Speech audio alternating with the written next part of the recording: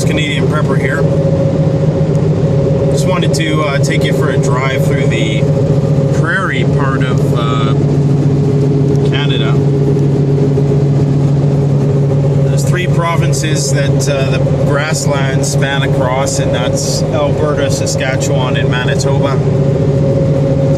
As you can see, it's we're still in Alberta right now, so there is a few hills, and you know, if you can even call them hills by some people's standards, these minor protrusions out of the earth are not hills. But in Saskatchewan, that sort of partially skewed landscape is considered a hill, but it actually gets a lot flatter than this. And in its natural form, it kind of looks a bit more like that over there, where you got a few bushes, and these are obviously farmers' fields. And the grasslands in the natural form look kind of similar to this, in that there's not a lot of trees that grow under a certain latitude, but there's some advantages, and I suppose, and there's some disadvantages, and perhaps others who are, you know, in with this prepping, preparedness in Canada thing, and who are perhaps more familiar with the prairie terrain can weigh in with comments, suggestions. I've lived in the prairies for most of my life, and so I got a good sense of what to expect. Right now we're actually entering Drumheller, which is referred to as the Canadian Badlands. It's kind of deserty, you could say, kind of drier grasslands climate. You will find a lot of game around here, mostly deer, you know, other things you might not want to eat, like coyotes and foxes, things of that nature. But as you can see, there's not a lot of places for the animals to hide. So, you know, I mean, they go kind of from bush patch to bush patch at night, and there are a lot of deer in Saskatchewan below the tree line, and there's even moose below the tree line now across the three provinces. The moose are starting to move south for whatever reason. It's not quite clear yet why they're doing that, but it's I suppose some of the advantages of this climate is that, well, it's easy to traverse without a vehicle, and it would be easy to traverse by bicycle, or it would be the easiest terrain to bug out in the sense that you're not having to, you know, cut through thick bush or anything like that. It's very walkable. You could walk across it with relative ease. As you can see, there's a storm system out there.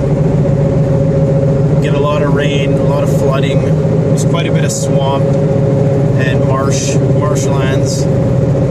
So there's a lot of waterfowl that can be consumed. There is a lot of fishing in certain places. Lots of lakes in the prairies. The problem with the prairies is that there is a very limited supply of wood. And the wood that there is, it's not really ideal for heating. You know, the aspen and the poplar and stuff like that, it's not very good for burning, if you ever wanted to use it for that purpose. And of course the weather, it's probably the coldest weather in Canada, aside to the tundra of the north, which is pretty much just like a grasslands of the north almost, where the tree line stops, and the only thing that grows is small shrubs and herbs. So you can see now the topography is changing a little bit. There's some sagebrush coming in, and it's getting a little drier. You can see well into the distance there. There's a saying in Saskatchewan that you can watch your dog run away for 3 weeks or something stupid like that. I totally ruined the joke. But this comprises a large part of Canada. So I took you through the mountains before, and I've shown you Vancouver Island, and after the Prairies, if you move eastward, it turns into the Canadian Shield, which is kind of like a rocky, more hilly, boreal forest type area. It surrounds the Great Lakes, the Saguenay region, as they used to call it. I don't really, I did some tree planting out there, and that terrain is wild in its own right. One of the problems with the prairies that I found are the bugs. There's a lot of bugs out there. You can't see them from the vehicle, but I assure you they are there. And so I suppose some of the disadvantages to this environment would be it would be very hard to conceal yourself in some extents, depending on what your purpose was. I mean, it's pretty easy to see everything for miles and miles away, especially lights and stuff like that. So you don't have the cover of the forest. So from a tactical perspective, it's depending on whether you're offending or defending. I suppose there's various pros and cons to that. In terms of hunting, the grasslands are kind of good because you have an open area. They're good in the sense that you might get an easy, there might not be too many obstructions between you and your target like there would be in the forest. And there is an abundance of deer, like I said, if you were going to hunt land mammals. What else can I say about the prairies? Very sort of hot and muggy in the summertime. Get lots of extremes, lots of extreme thunderstorms, tornadoes. This is a part of Tornado Alley, so there is a potential for that, although they are relatively rare in comparison to Alberta, the United States. The United States is Tornado Alley, although there have been some major tornadoes in Manitoba and Lower Saskatchewan. The grasslands. This region was inhabited by the Plains Cree, among many other tribes, who still exist in great numbers throughout the Prairie provinces, and many of which still practice the culture, and they're trying to keep their culture alive. They're trying to keep the knowledge of the land alive. Although some people might know, there was a residential school thing that took place many decades ago when many of the Aboriginal people had their wisdom of the land cultured out of them, or socialized out of them, I should say, and they were re-educated to adapt to this system. So a lot of them have lost that wisdom and that knowledge of how to live off the prairies. But when you go to the reservations and whatnot, there are still some people, particularly in the north, who know a lot about how to subsist off this landscape. Of course, there were buffalo here before, and they numbered in the millions, and they were completely destroyed. I think that after a couple decades of grid down, I think that the buffalo would reclaim this landscape, if not some sort of hybrid of cows and something like that. There might be some, wild cows or something. There also are wild horses as well, but obviously you wouldn't want to eat those. Oh, veered off to the shoulder there. The roads aren't that great because we do have rough winters, which do a number on the roads, and there are a lot of roads for such a small population. There's only about 1.5 million people in Saskatchewan. Right now I'm in Alberta, so the roads are still nice. But once you get into Saskatchewan, it's a grid road, which just means that it's so flat that there literally is a grid of roads that spans the length of the province for the most part. You can see in the distance there. So, WROL on the prairies, you better have some kind of cover because you're going to stand out like a sore thumb. And I don't know how you're going to survive a winter unless you explore some geothermal options. But one thing you might have to your advantage is the vastness of it all. It would take so long.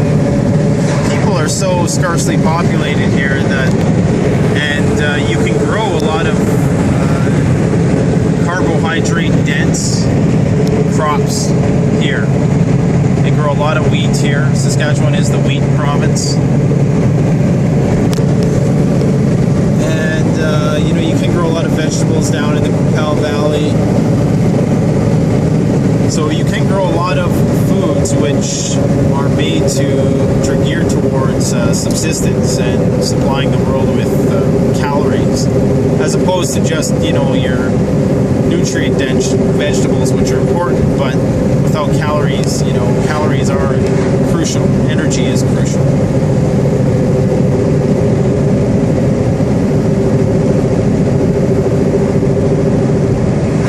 What else can I say about the prairies? Well, like I said, the vast distances to cover, travel, and trade would be limited.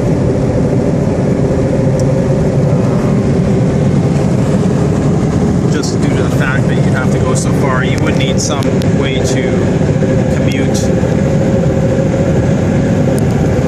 There are lots of resources here in the prairies. Require mining and more sophisticated methods of extraction. There's oil, there's potash, there's the uranium. The number one uranium supplier to the world is Saskatchewan. Maybe not supplier, but we have the most of it. Up in the north, Uranium City, around there. They're finding a lot of oil now, so that's what they're getting into, and they're tearing up the earth for that. Until that's all gone, and then they'll move on to something else.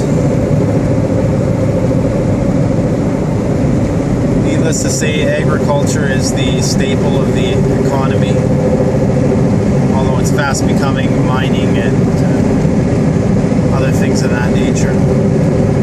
Largely a service-based economy like all North American provincial economies. Big skies, lots of sunsets. You can see the weather coming from a mile away.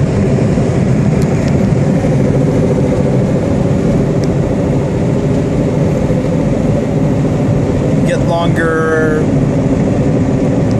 the nights, you get a bit more daylight as compared to the mountains due to the lack of mountains in the way blocking the sun. So it's not much, but you might get an extra half an hour, 45 minutes of luminosity to help get your chores done or whatever.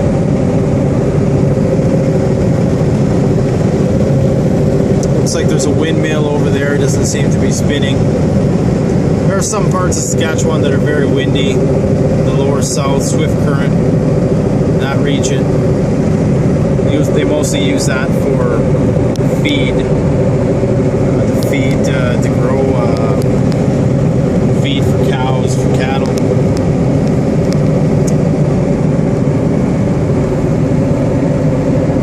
It's a very harsh climate in the winter. This, you don't really see it here, but all this turns to ice and snow, and it becomes quite uninhabitable without proper preparation, spring and summer. So I just entered the Drumheller here. I'm on my way back to Saskatoon. Thought I would stop in here and pick some sage. They have a really nice sage that grows here in the Badlands that smells really good, and it's good for purifying the spirit. So I just wanted to share that with you, and let me know what you think about bugging out in the prairies in comparison to the other ecosystems or biomes or whatever you want to call them that Canada has to offer. And I guess we'll just talk about it and try to explore options. I think there are benefits and there are drawbacks, but you know, there was people here before, and there could be people here again when in the absence of technology and rule of law. So let me know what you think. Don't forget to like, comment, subscribe. Thanks for watching Canadian Prepper Out.